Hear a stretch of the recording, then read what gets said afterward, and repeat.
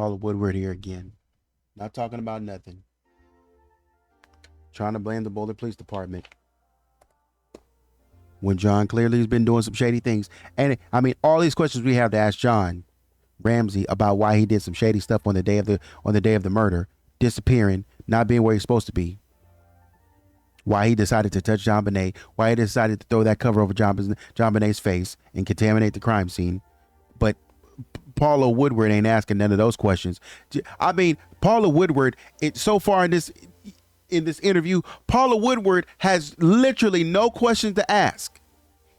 And John literally has nothing to talk about, so much so that, like, they're talking about it, and then, you know, she looks at her, John is answering, he's like, yeah, I don't know. And she looks at her pad like, nothing.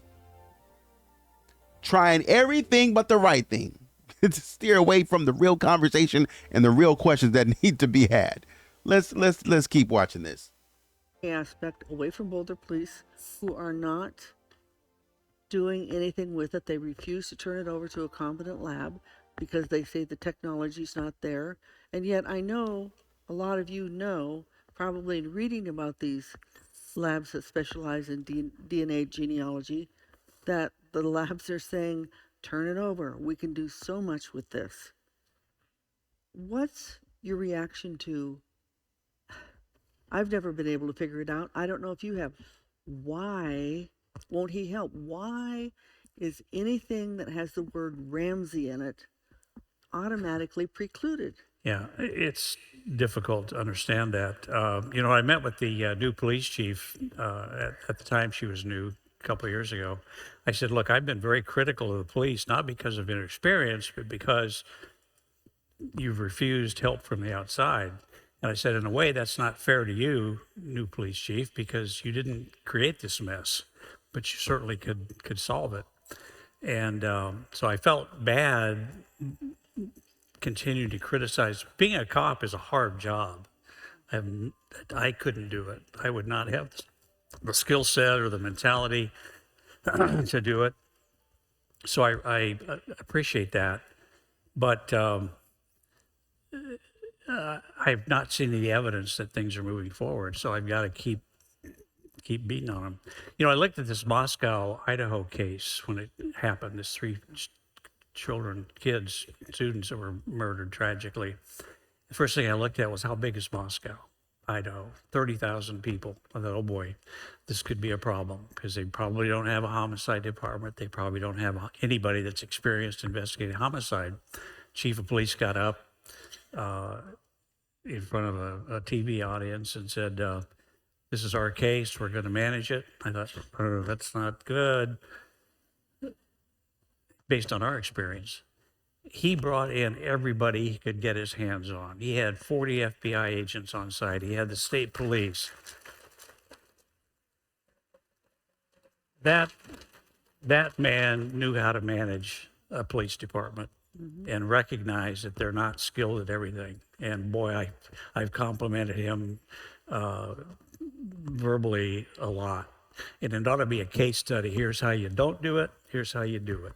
They're so dramatically different, and the outcomes are dramatically different. So that's really all we've been asking for 25 years. If you want to investigate us more, great, do it. In fact, I told our attorneys early on, I said, let them charge us. Let's just go to court and duke this out. And they said, you shouldn't have to go through that. We will destroy them in court, no question, but you shouldn't have to go through that. But it's just been frustrating. And until we see some real progress, but there's simple steps that could be done. And all we're asking is as much that can be done in today's technology world and skill level world, as much can be done as possible, and we do it, and we come up empty-handed, but at least we tried. That's all we're asking. Exactly. In the Idaho. You didn't say a dang thing. What about JonBenet? What are we talking about here, guys? What's the conversation about? What are we talking about here? What about JonBenet? Here we go again, talking about how John is a victim. don't do anything but get on stage every press conference, every interview, getting on stage talking about how much. Today we're going to talk about how much of a victim John Ramsey is. That's what we're going to talk about. Today we're going to talk about how much I'm a victim again. You got anything? Got anything about your daughter that you want to talk about? Like actually about your daughter? Actually about this case? If I paid to go to CrimeCon and John did this, somebody was like, "Hey, Kato, are you going to CrimeCon?" No. Because if I go to CrimeCon, I would only go because of this. If I go to CrimeCon to sit in on this, I'm going to be livid. Because this is like, John did this in 2025. This is 2024. John did it in 2025, I'm sure. If I paid to go see this, and John is just regurgitating the same thing that he says every single year, at this point, it's just disrespectful.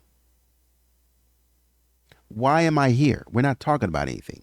We haven't moved forward with the case in any way, shape, or form. Why are we here? John clearly doesn't have any new updates. My God. And this is what I'm saying. Pay attention to the little nuances of behavior and detailed patterns. When people tell you, John's sitting up here telling you, oh, every single opportunity that you get to analyze other cases, you're more worried about the Guthrie case than your own case. You could tell us more about what's going on in that case, reaching out to them, talking to them, than what's going on with your case. What happened in your case and the specific nuances about your case, your mum on. Only the Boulder Police Department made a mistake. Yeah. But tell me more about what you know about the case so we can understand where we are with you. Now you telling me about the Idaho murders. You got more time to research and spend on that, and look at what John is doing, because that's what I'm saying. John will play you for a fool. John will play you for a fool. And John, I'm telling you right now, John ain't mentioned a single statistic about his case at all. He can tell you, oh, they had this. He could tell you, I'm telling you right now, y'all better pay attention. John can tell you what Mark Beckner's job was before he became chief of police, where he was. Oh, he was in traffic division. John is researching these people. That's somebody that's researching these people, looking these people up, knowing all the background, and he knows what he's getting into before he gets into it. And you telling me every single time that John jumps on this stage, he regurgitates the same thing that ain't got nothing to do with his daughter? He can't tell you anything about the autopsy? None of it? But he can tell you what's going on in other cases? And he's watching other people? And he can tell you down to, oh, that's a small city. I didn't know that. That's something that you would have to be interested in. Your mind would have to work that way. You would have to be interested in, and you would have to go look that up. John is telling you right now that he went down a rabbit hole of trying to understand more about, which is a natural, I'm telling you, and I agree, it's a natural instinct. When you see something like that, you Google it. You want to research it more.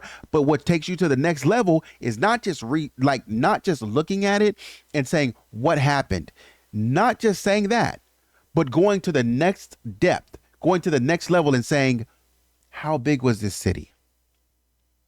What were the players? When did it happen? What time of day?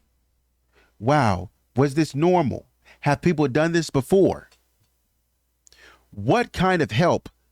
What kind of strategy did the Idaho police employ? And who did they get to help them employ their strategy? John knew all of that down to the wire because he's a former CEO, and it's a CEO's job to know every nook and cranny and part of his business. That never leaves. It's just bred in you. It's just ingrained in you. You look at something and you say, hey, I wonder more about that. And you just start going down a rabbit hole trying to understand more about it. There has been so much put out about this case. And John cannot tell you anything that's going on with this case. Just regurgitated stuff, John Douglas stuff, Lou Smith kind of stuff, what they thought, and he gets out of there. Notice he never answers the question. In 2025, they asked him, who do you think did it? He did not answer the question. He referred to other experts. Got to stay woke. Student killing case, the DNA that was found on the knife sheath was turned over to state police and the FBI, who then turned it over to a national DNA genealogy lab. And that's how the suspect was traced so fast. And that's exactly what John and others are asking for here. John, as part of trying to move this forward, you talked to some people involved in the federal Homicide Victims Family Rights Act. Got that? Can you repeat it back? Yeah, this is really important. It's called the Homicide Victims Family Rights Act. And he just talked to them the other day. He and I talked to them 2 weeks ago. Explain that, John. Well, the key words in that title are Family Rights Act. Family's rights as of the victim of a homicide. Today, and that's been the fundamental problem in our case, we don't have any ability to move things differently or forward if there's no action on the police department, the local police department.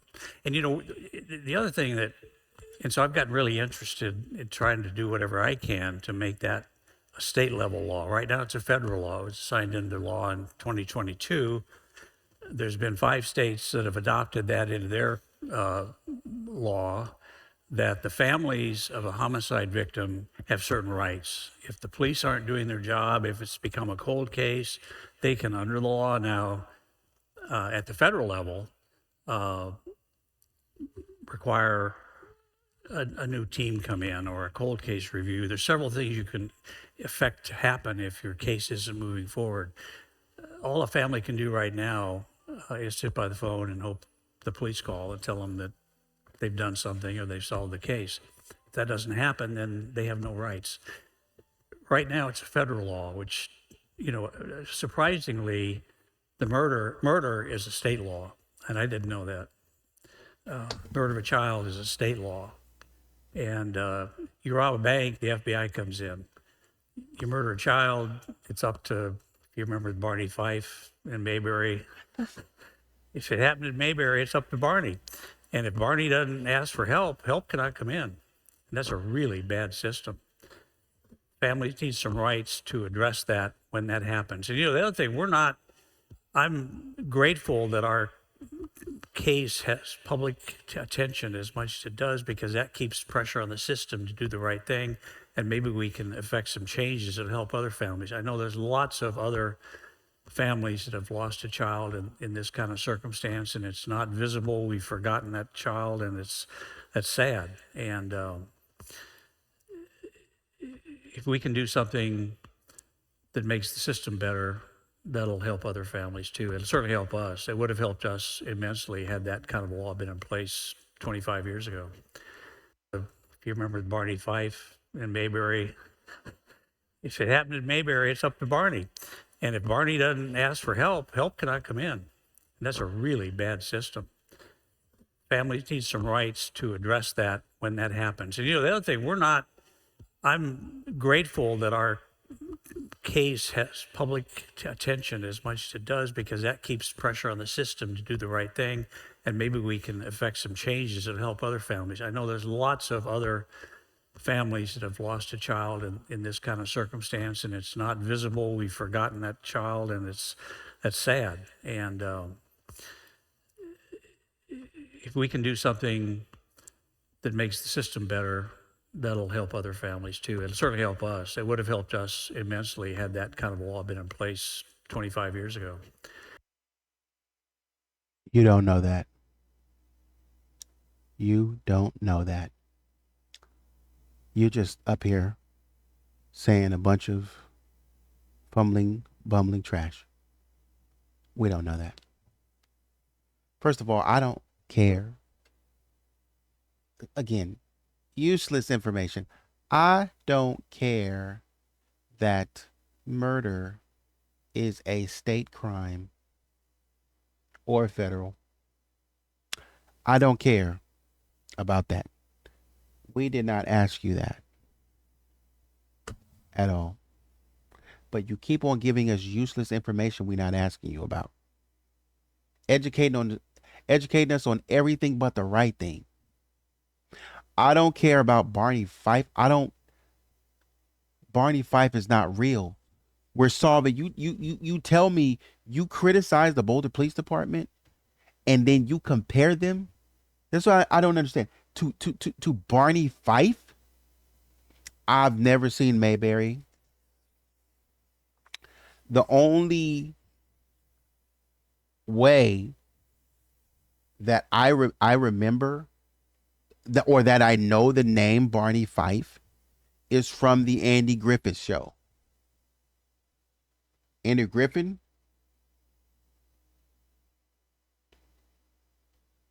Griffith. Yeah, I was right the first time. The Andy Griffith Show.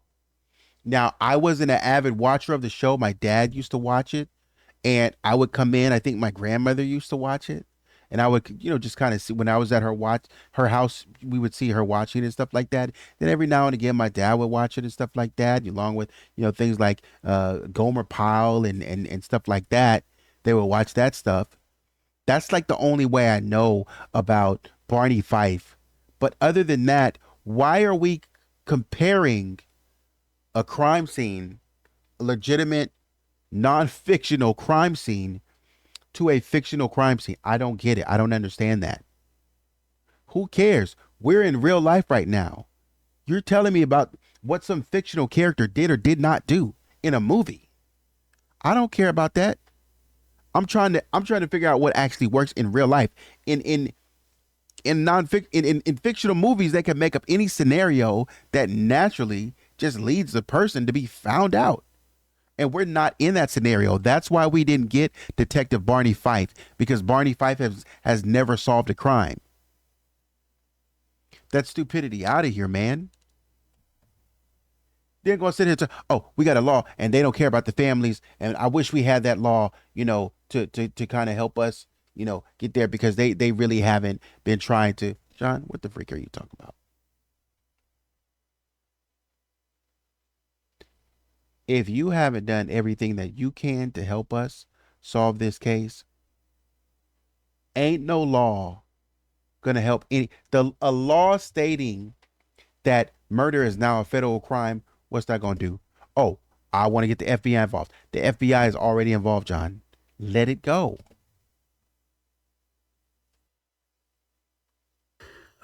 It's a no-brainer, but it needs attention by your state legislators. But it's the, I always have a hard time, it's a kind of a weird name, Homicide Victims Family Rights Act. And it's a federal law, but it is not applicable at the state level yet. There's about 5 states that have adopted it so far.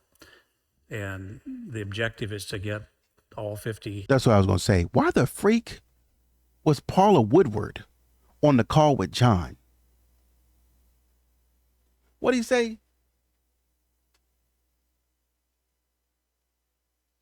Pressure on the system to do the right thing, and maybe we can effect some changes that help other families. I know there's lots of. Or would you talk to some people involved in the federal Homicide Victims Family Rights Act? Got that? Can you repeat it back? Yeah, this is really important. It's called the Homicide Victims Family Rights Act.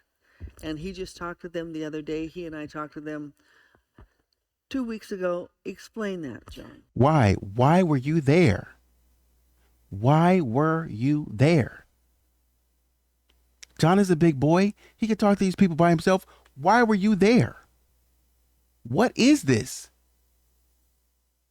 I don't like this. You can't do anything by yourself. What the heck is going on? Hal Haddon is on the phone with you while you're talking to police, and what John, they not gonna ask you nothing. What do you think? You on the phone with him? You don't even have the guts to go in and sit in an interview room. I mean, if you don't like something they saying, just say, I'm not going to answer that, because I don't have to, or my counselor has advised me not to answer any questions like that. Why don't you go in and have another interview by yourself? Why you keep on bringing people into your stuff? Why is Paula Woodward on a call with you? Just take the call by yourself. Why does Paula Woodward need to be on the call with you about families, like victims, family rights activists, or whatever it's called? Why does Paula need to be there for that call? And then, funny enough, Paul is the one who is interviewing you, and you guys are stumbling over each other to talk about something we don't care about. So much so that you're repeating each other's lines. That's Paula's line. John thinks it's his line. Paul's verbatim line. This is important. John is like, this is important. No. Tell me that you guys are reading a script without telling me. Who's going to say this is important? Are you going to say it? I'm going to say it. Oh, I forgot my line. This is important. Stop reading off the script, dude. Well, the key words in that title are Family Rights Act.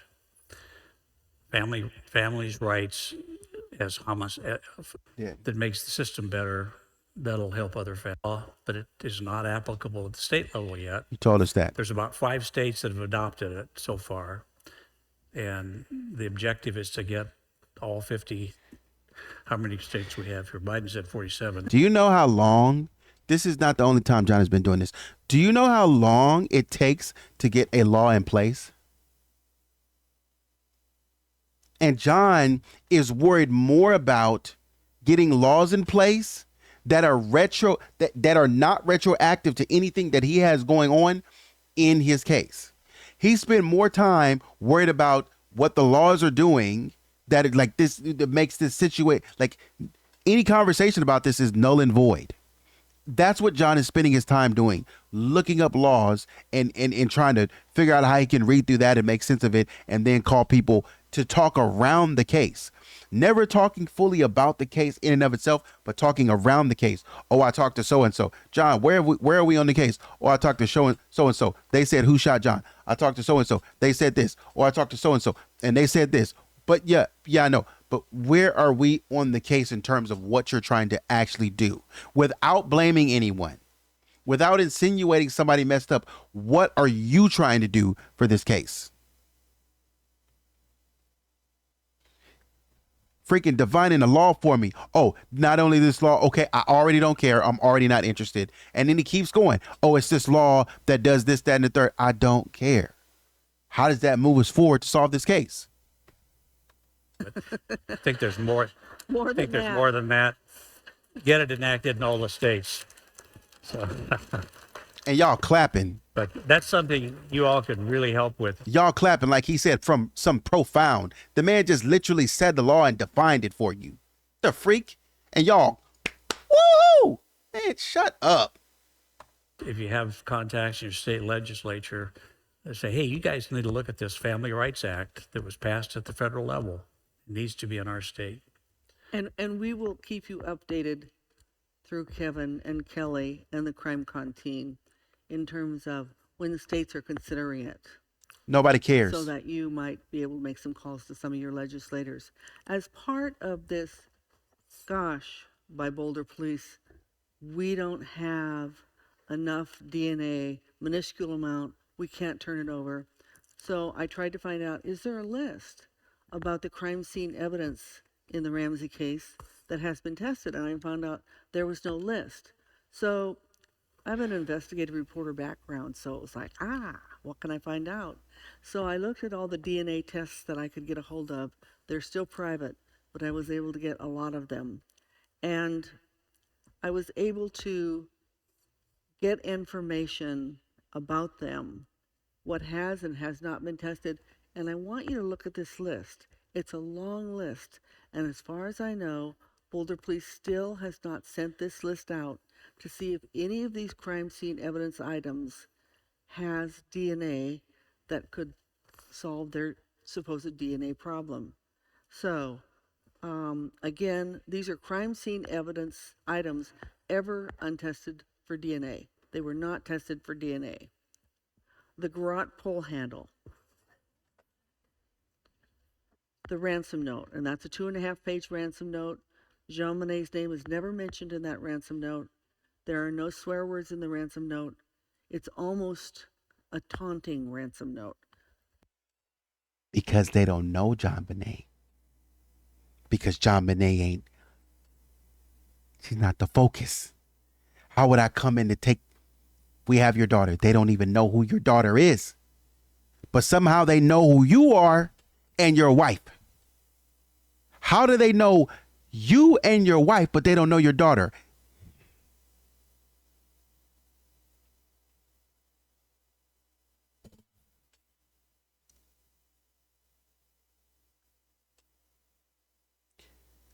Bro, I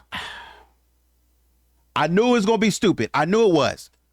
I knew it was gonna be stupid. I was like, yo, I'm interested to see this. And I said to myself just before she did this, I said, I hope it ain't stupid. I said, I hope ain't no dumb stuff. Give me some new stuff. Don't give me no nonsense. I'm telling you right now, these folks, some ain't right. No DNA taken from it. The suitcase under the window well. Fair. The suitcase that some speculated was a way out. The suitcase that contained items of JonBenet's, her nightie and a Dr. Seuss book. That Dr. Seuss book was not tested. An unknown flashlight and its batteries found in the kitchen. They didn't know who it belonged to. That was never tested for DNA. A rope found in John Andrews, John's son, in his room that he didn't know what it was. And I put it in black and white because we're not sure of the derivation. We're just using something that looks like. Doesn't that look like a boat rope?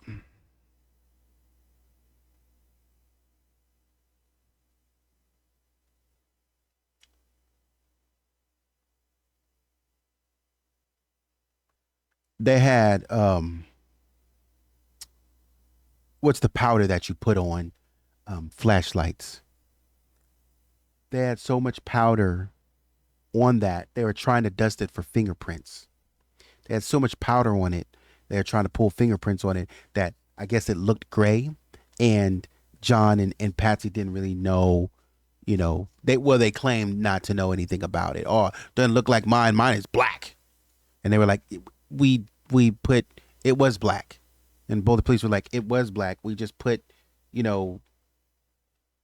covered it in the investigative, powder. And John and Patsy just couldn't get past that. They just couldn't. I don't know. It doesn't look black to me. That doesn't look like mine because it's gray again. I know. My God. Okay. The suitcase. So far, these are kind of fair points, but they're not really fair points because if we're dealing with an intruder who didn't even leave any DNA or barely left any DNA on JonBenet, how do you think they would have put DNA on a suitcase and on a flashlight? They barely even left DNA on her. And in terms of the toggle rope, in terms of the growth, I mean, they in the reports, and they come from her website. That's where I got them. The report, I believe, that come from her website. Maybe I'm wrong, but they talk about this, or maybe I got them from somewhere else. Anyways, it's neither here nor there. They talk about why they didn't test the growth. They said there's too many hands on it. Too many people touched it, and we don't think it's going to render the right results. I think Bodhi Technology said that.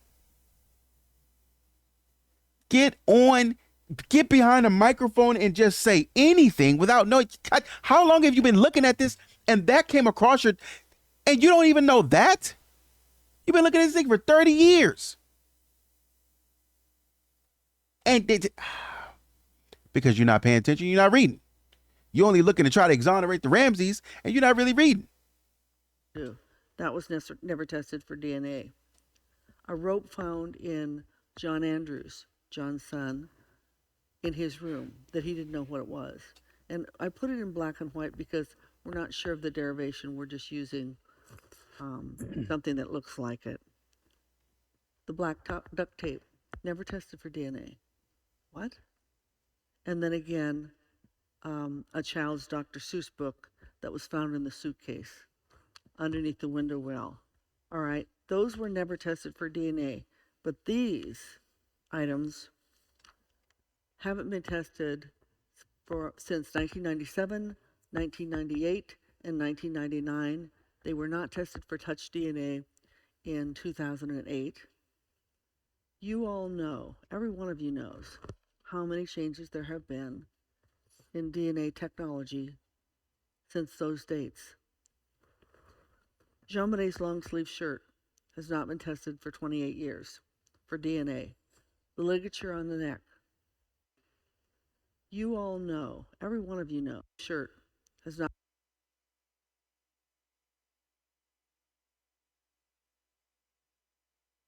Hmm.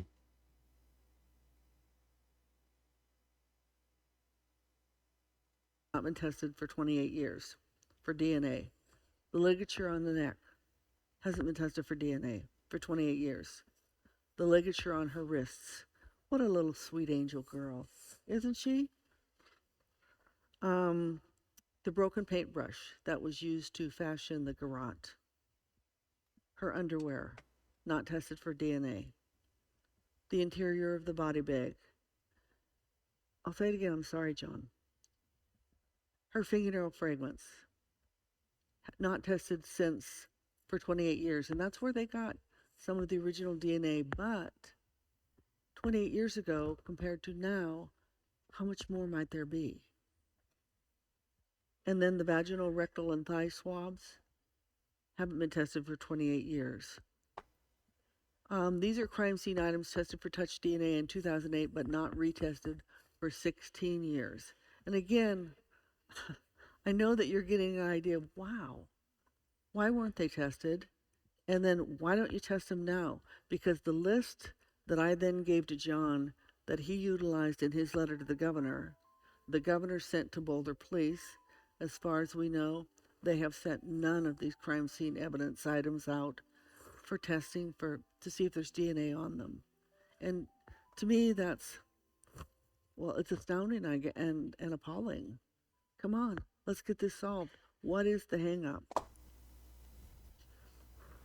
Her long john pants, which were found to have DNA in the waistband for touch DNA, and her nightgown. So there's a list of all the crime scene evidence items that have not been tested by DNA that should be tested for DNA. So I'm going to read this and I'm going to close it down. So in the sort of the transcript from the CrimeCon presentation, investigative reporter Paula Woodward guides us through a compiled list of crime scene evidence that she asserts remains completely untested for DNA. In this same CrimeCon presentation, Woodward specifically identifies the garrote pull handle, the 2.5-page ransom note, the Samsonite suitcase found under the window, an unknown flashlight with its batteries, a rope discovered in John Andrews' room, the black duct tape, and a child's Dr. Seuss book as items that have never been subjected to DNA testing. In a 1997 Colorado Bureau of Investigation laboratory report, we can see that some early serology testing was actually attempted on several of these items, such as the cord, broken paintbrush, duct tape, and suitcase contents, though Woodward's frustration centers on the lack of modern, advanced DNA extraction methods applied to these artifacts today. In an investigative memo from the Boulder District Attorney's Office, the author notes that the CBI originally declined to conduct further DNA analysis on the garrote specifically because they believed there was a high probability of a mixed DNA profile resulting from everyone who had handled the cord from its point of manufacture to the present. We've like, that's what I'm saying. We've already talked about this. You put it forward like this is something new. We've already talked about why we're not testing that. And that's what I'm saying. You just get on here and you say anything. In the CrimeCon presentation transcript, Woodward transitions to a second category of evidence, pointing out items tested historically between 97 and 99, but neglected in the decades since. In this presentation, she lists the white long sleeve shirt, the ligature around the head region, the wrist ligature, the broken paintbrush, the victim's bloomies, the interior of the body bag. I don't know why we needed to test that. The fingernail fragments and the private area swabs as crucial pieces of evidence waiting for modern reevaluation. In a 99 CBI lab report, forensic analysts detail how they used older polymerase chain or PC or chain reaction or PCR technology to I think it's polymer or something like that. Technology, or also known as PCR, technology to test cuttings from the bloomies, successfully developing a DNA profile from a blood stain, but failing to obtain interpretable profiles from other stains on the bloomies and long johns. So in my observation, she had 28 years, and I was like, that hasn't been that long. I don't know why you're saying that. I don't know why you're just making things up. But anyways, in her last point, she said, in her CrimeCon presentation, Woodward outlines a final category of evidence highlighting items tested for touch DNA in 2008, but left untouched in the 16 years since.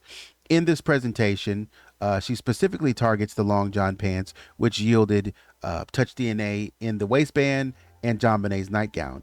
In the 2008 Bodie Technology DNA reports, forensic analysts describe how they used the touch DNA scraping technique on the exterior right and left sides of the white long johns, successfully developing a partial male profile that was later used to formally exonerate the Ramsey family. In a May 2008 Bodie Technology report, we also see that analysts processed the Barbie nightgown listed as item 12 KKY, discovering a DNA profile that contained a mixture of at least two individuals, including the victim, which could not include Burke or Patsy Ramsey as possible contributors to the minor component. In the CrimeCon presentation, Woodward expresses immense frustration over this stagnant evidence, noting that John Ramsey provided his itemized list this itemized list to the governor of Colorado, yet the Boulder police still appear hesitant to send these crime scene artifacts out for modern DNA retesting. The police have direct line to the governor, so they probably had a conversation about this already. And so you're not telling us anything new. You're just really throwing things at the wall, hoping something sticks. Why are we doing that? But anyways, let me know what you think in the comments. Like, share, subscribe. Take care of yourself. And until next time, take it easy.